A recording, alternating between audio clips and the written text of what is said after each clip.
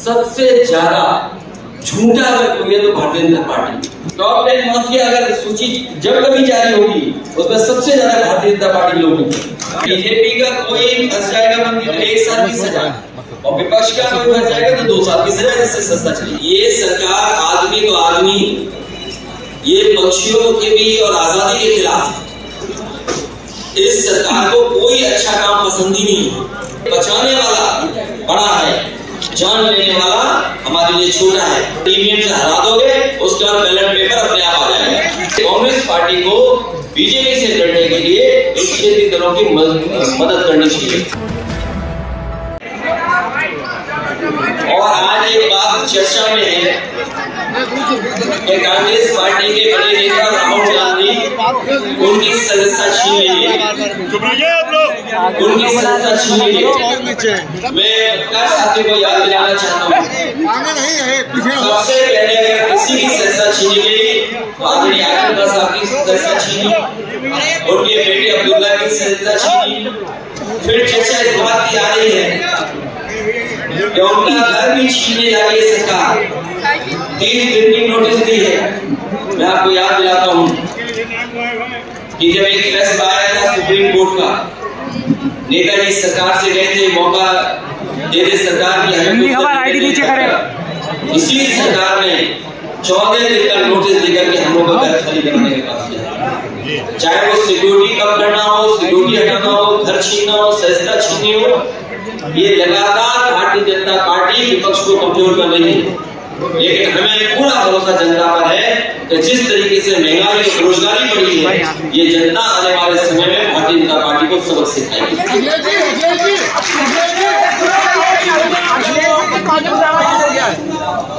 जो कोर्ट ने फैसला दिया है और कोर्ट के फैसले में हम कोई टिप्पणी नहीं कर सकते। अखिलेश जी, सारा 47 घंटे का क्या कहना चाहेंगे सरकार के लिए? सारा 48 घंटे लाया गया। ये सरकार आदमी तो आदमी, ये पक्षियों के भी और आजादी के खिलाफ है। इस सरकार को कोई अच्छा काम पसंद ही नहीं है। जो सरकार बुलडोजर चलाती हो, संविधान और न्याय न देती हो, कानून को न मानती हो, उससे कोई उम्मीद नहीं कर सकते। कानून अगर ये है कि आप पक्षी को नहीं कर सकते, तो कानून ये भी है कि आप किसी भी चिड़िया को कैद नहीं कर सकते। तो कानून अगर किसी के लिए ये है कि चिड़िया को रखा है, उसके साथ मित्रता हो गई, तो आप भी उसको पिंजरे में नहीं रख सकते, ये भी कानून है। और मैं तो जानना चाहता हूँ, हम तो उस समाज के लोग हैं, उन तमाम परंपराओं को मानते हैं कि हमारे लिए बचाने वाला बड़ा है, जान लेने वाला हमारे लिए छोटा है। ईवीएम के बारे में क्या सोचते हैं आप? ईवीएम को लेकर के क्या सोचते हैं? देखिए, इन्हें हराना ईवीएम से ही पड़ेगा। जब ईवीएम से हरा दोगे उसके बाद बैलेट पेपर अपने आप आ जाएगा। हालांकि बीजेपी के अलावा देश के जितने भी दल हैं, राहुल गांधी वो इसके खिलाफ। राहुल गांधी होना चाहिए।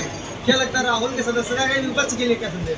विपक्ष के लिए मैंने ये कहा कि क्षेत्रीय दल अपनी जगह बहुत मजबूत है। बहुत सारे क्षेत्रीय दल वेस्ट बंगाल में ममता जी मुख्यमंत्री हुआ, तेलंगाना के केसीआर साहब मुख्यमंत्री है, बिहार के नीतीश कुमार जी मुख्यमंत्री हैं, स्टैलिन तमिलनाडु के मुख्यमंत्री हैं। इस तरह बहुत सारे क्षेत्रीय दल के मुख्यमंत्री हैं, सरकारें हैं। इसलिए कांग्रेस पार्टी को बीजेपी से लड़ने के लिए इन क्षेत्रीय दलों की मदद करनी चाहिए।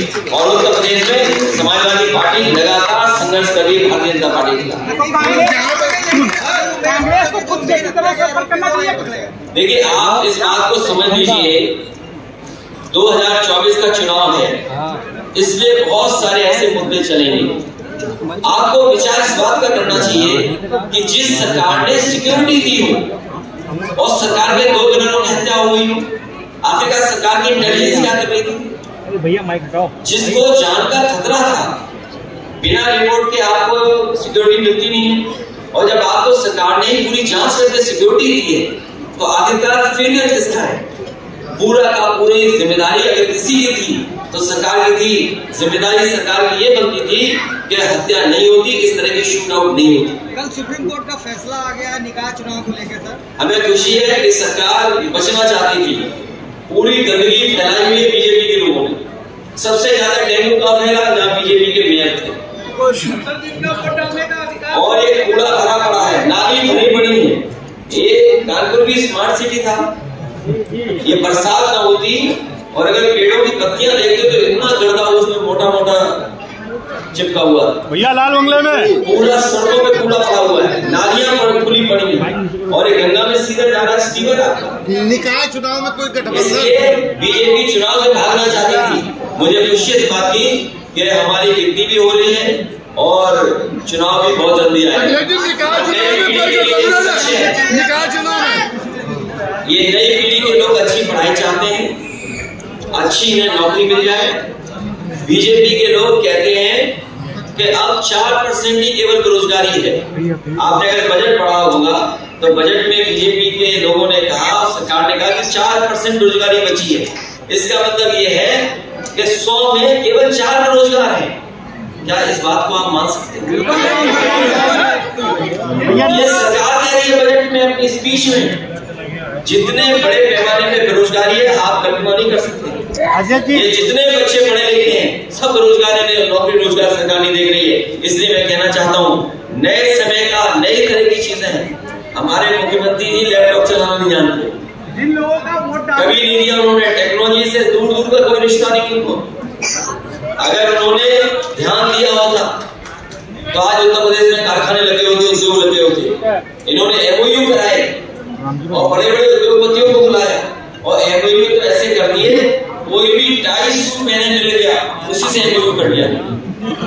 अगर तुम जमीन पे उतराओ तो बता दो। जिन लोगों का वोट डालने का अधिकार छीन लिया गया है उन लोगों के लिए क्या करेंगे आप? आप हमें एफिडेविट दीजिए, उस समय के आरोप पे कार्रवाई कर देंगे, वो जेल जाएगा। सबमिट कर दिया। अगर कानूनी कार्रवाई हो, इलेक्शन कमीशन से नोटिस आए तो आप हटना मत, अपनी जगह पे खड़े रहना। हमारी पार्टी पहले भी सिंबल में लड़ी थी, फिर सिंबल में लड़ी। निकाय चुनाव में जो गठबंधन करेंगे, निकाय चुनाव जो गठबंधन है वही गठबंधन चलेगा। इरफान को कोई राहत नहीं मिली अब तक।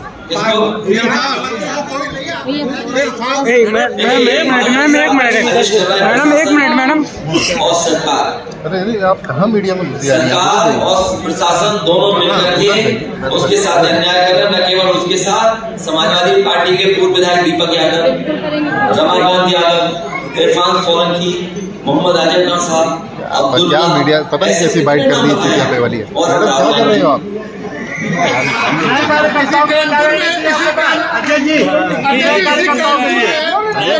मंत्री को सजा दी, वो ऑर्डर लेके भाग गए थे उत्तर प्रदेश सरकार में। बीजेपी का कोई फंस जाएगा मंत्री तो 1 साल की सजा, और विपक्ष का कोई फंस जाएगा तो 2 साल की सजा, जिससे सस्ता चलिए।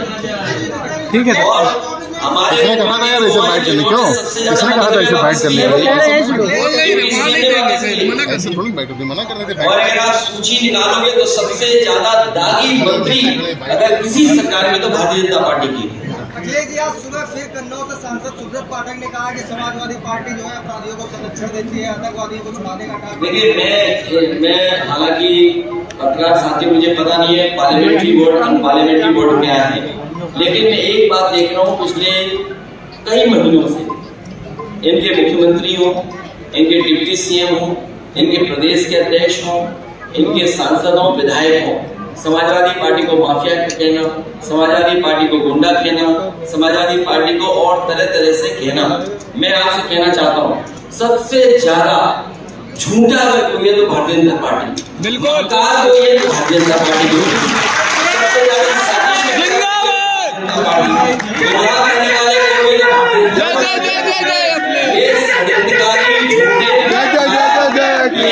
पार्टी के लोग। इन शब्दों को मैं इस्तेमाल नहीं करना चाहता हूँ और अब मैं 11 शब्द रट लूंगा जो अनपार्लियामेंट्री नहीं होंगे।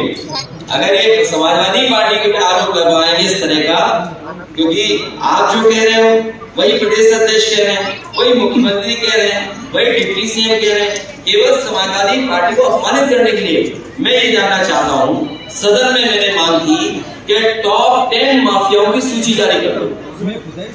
अभी तक टॉप 10 माफियाओं की सूची जारी नहीं की भारतीय जनता पार्टी ने। 100 माफियाओं की सूची जारी कर दे। टॉप 10 माफिया अगर सूची जब कभी जारी होगी उसमें सबसे ज्यादा भारतीय जनता पार्टी लोग तो हमें से 90 कम से कम। यूनिवर्सिटी को हाँ, ये तो सबसे बड़े माफिया है, शिक्षा माफिया है। मैं आपसे कहना चाहता हूँ, अच्छा नाम याद दिला दिया। विनय पाठक बीसी। ये जो नाम आपने याद दिलाया, मैं पत्रकार साथी का धन्यवाद देता हूँ। अभी तक का सबसे भ्रष्ट अगर कोई वाइस चांसलर आया है तो यही आया है, जिसको भारतीय जनता पार्टी पूरी सरकार मिलकर के बचा रही है। ठीक है sir, thank you. Akhilesh Yadav जिंदाबाद जिंदाबाद जिंदाबाद। की आवाज। ये एक मिनट भैया, ये हमारे आने वाली पीढ़ी के साथ साजिश हो रही है। ये जितनी भी पढ़ाई की संस्था है, इन पढ़ाई की संस्थाओं में हमारे आपके बच्चे नहीं जा पाएंगे, और जो प्राइवेट संस्थाएं हैं उनमें हम फीस नहीं दे पाएंगे। ये सोची समझी रणनीति है भारतीय जनता पार्टी की कि बाबा साहब भीमराव अम्बेडकर जी ने कहा कि अगर हमारा समाज शिक्षित होगा तो अपने आप मुकाबला कर लेगा चीजों का। ये हमारे समाज के लोगों को और आने वाली पीढ़ी को पढ़ने ही नहीं देना चाहते। दोस्तों, यूपी की धुआंधार राजनीतिक खबरों के लिए भारत एक सोच को सब्सक्राइब जरूर करिए और बगल वाली घंटी जरूर दबाइए, क्योंकि अगर आप एक बार नोटिफिकेशन बेल दबा देंगे तो आपको हमारे नए वीडियो की सूचना बिल्कुल मुफ्त में मिल जाएगी और आप जब चाहे जानकारी से भरा वीडियो अपनी मर्जी के मुताबिक देख पाएंगे। चलते हैं। जय भीम, जय भारत।